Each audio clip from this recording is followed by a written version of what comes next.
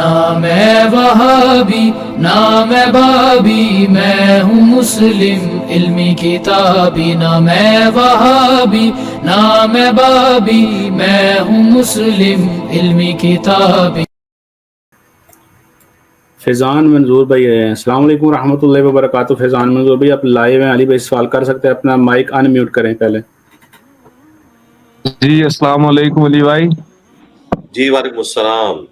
سر آپ ٹھیک ہے اچھے سے؟ الحمدللہ۔ کشمیر سے ہیں آپ لوگ؟ جی جی ہم کشمیر سے ہیں۔ اچھا اب مجھے سوال سر کیا یہ ہے؟ بتائیے، سوال آپ سے یہ ہے کہ اللہ تعالیٰ نے ابلیس کو پیدا کیوں کیا؟ اگر اللہ تعالیٰ کو پتا تھا کہ ابلیس سجدہ نہیں کرے گا، اس کا مطلب اللہ تعالیٰ کا اس میں کچھ بڑا پلان تھا، اور وہ پلان کیا تھا؟ اگر اللہ تعالیٰ کو ہمیں عبرت دلانی تھی تکبر کی، تو ابلیس ہی کیوں، اگر وہ سب سے زیادہ عبادت گزار تھا؟ میرے بھائی اللہ تعالیٰ کو تو یہ بھی پتا ہے کہ آپ کے ساتھ اور میرے ساتھ کیا ہونے والا ہے، ٹھیک ہے؟ تو ابلیس کو تو چھوڑے، پہلے اپنی بات کریں کہ آپ دنیا میں کیا لینے آئے ہیں۔ آپ تو اپنی بات کریں، ابلیس کو تو چھوڑ دیں۔ اللہ کو تو یہ بھی پتا ہے کہ آپ نے کیا کرنا تھا اور آپ کے ساتھ کیا ہونا ہے، میں نے کیا کرنا تھا، میرے ساتھ کیا ہونا ہے، ٹھیک ہے؟ یہ تو اللہ کا علم ہے، اس کا تو ہمارے ساتھ کوئی تعلق ہی نہیں ہے۔ اللہ تعالیٰ نے اس سوال کو بین کر دیا ہے قرآن میں۔ سورۃ الانبیاء میں اللہ تعالیٰ نے فرمایا لا یسأل عما یفعل وہم یسألون۔ اللہ کو کوئی نہیں پوچھ سکتا کہ اس نے یہ کام کیوں کیا، وہ سب کو پوچھ سکتا ہے۔ وہ کریٹر ہے، اس کی مرضی۔ اس نے دنیا میں انسان کو آنے کا ذریعہ ماں باپ بنائے، اگر چاہتا تو ماں باپ کے بغیر دنیا میں کسی کو پیدا کر دیتا۔ اس نے ماں باپ کا سلسلہ کیوں رکھا، یہ اس کی ول ہے۔ اس نے پیاس کو بجھانے کا ذریعہ پانی کو کیوں بنایا، اس کی ول ہے۔ اس نے پیٹ کی بھوک مٹانے کا ذریعہ کھانے کو کیوں بنایا، یہ اس کی ول ہے۔ وہ چاہتا تو ہم سانس لیتے، جس طرح سانس لینے سے ہم فری میں سانس لے کے زندہ ہیں، تو فری میں ہم سانس کے ذریعے اپنی گزر بسر بھی کر سکتے تھے، ہمیں روٹی کھانے کی ضرورت ہی نہ پڑتی۔ تو اللہ چاہتا تو یہ بھی ہو سکتا تھا، یہ اس کی ول ہے، اس کو تو کوشچن نہیں کیا جا سکتا۔ گیون سرکمسٹانسز کے اندر جو اس کی ول ہے اسے تو آپ کوشچن نہیں کر سکتے۔ ہاں جو اس نے کر لیا، اس کے بعد اس نے ہمارے لیے کیا مقرر کیا ہے، آپ وہ ہم سے پوچھ سکتے ہیں کہ گاڈ ہمارا کریٹر ہم سے کیا چاہتا ہے۔ ٹھیک ہو گیا؟ ان کے لیے مطلب آپ بول رہے ہیں اگر ایک نان مسلم ہم سے یہ سوال کرے گا تو ہم اس کا جواب کیا دے سکتے ہیں؟ نان مسلم سے تو سوال یہ ہے کہ وہ خدا کو مانتا ہے کہ نہیں مانتا۔ بالکل سر، اگر اس نے مطلب وہ خدا کو نہیں مانتا ہے سر، خدا کو نہیں مانتا نا، تو اس سے پھر یہ بات نہیں کریں گے خدا نے یہ کیوں کیا، خدا نے یہ کیوں نہیں کیا۔ پھر اسے یہ بتائیں گے کہ یہ سب خدا نے کیا ہے، ٹھیک؟ تم نہیں ہو کریٹر اپنے، اس کائنات کا کوئی بنانے والا ہے۔ جب وہ بنانے والے تک پہنچے گا اس کے بعد پھر ول آف گاڈ ہوگی۔ جس طرح ہم جو بھی کام کرتے ہیں اپنی ول سے کرتے ہیں نا بھائی، میری مرضی میں جو مرضی کروں، اس طرح کریٹر کی مرضی ہو جو مرضی کرے۔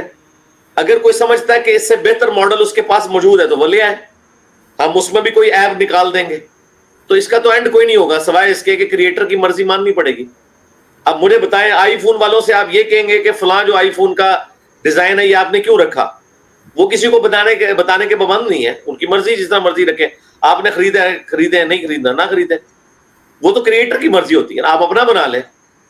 تو جو لوگ گاڈ کو نہیں ماننے والے، انہیں ہم نے یہ نہیں بتانا کہ گاڈ نے یہ کیوں کیا، فلاں کیوں کیا۔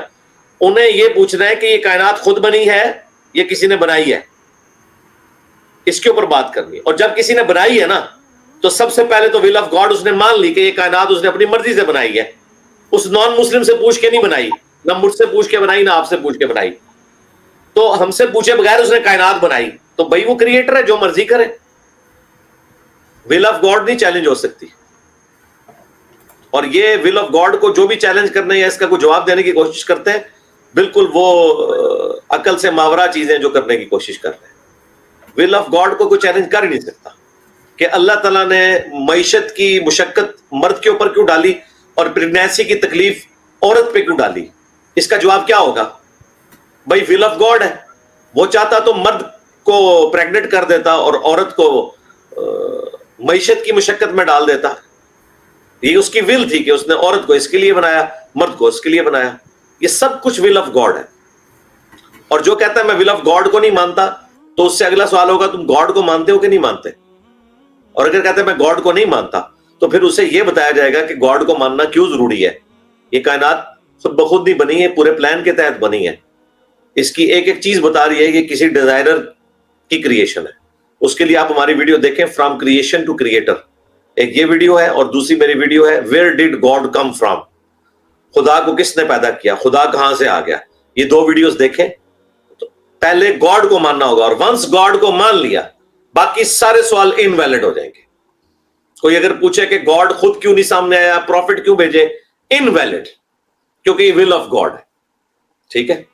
کوئی پوچھے کہ گاڈ نے انسان کو بچپن میں پیدا کیا, پھر اس کو بچپن سے گزار کے لڑک پن سے پھر جوانی اور بڑھاپے تک کیوں پہنچایا, ایک ہی عمر کا کیوں نہیں رکھا دنیا میں انسان کو, ایک طرح کی زندگی سب کو کیوں نہیں دی, ایک طرح کے حالات و واقعات کیوں نہیں دیے, ان ساری باتوں کا جواب ہے ول آف گاڈ.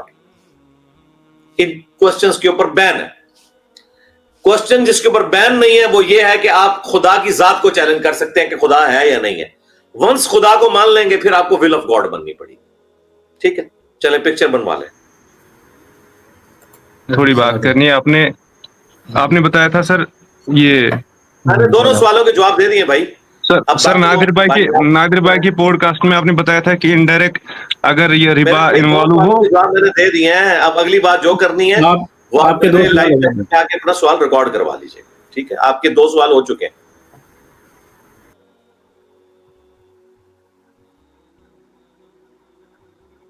جزاک اللہ.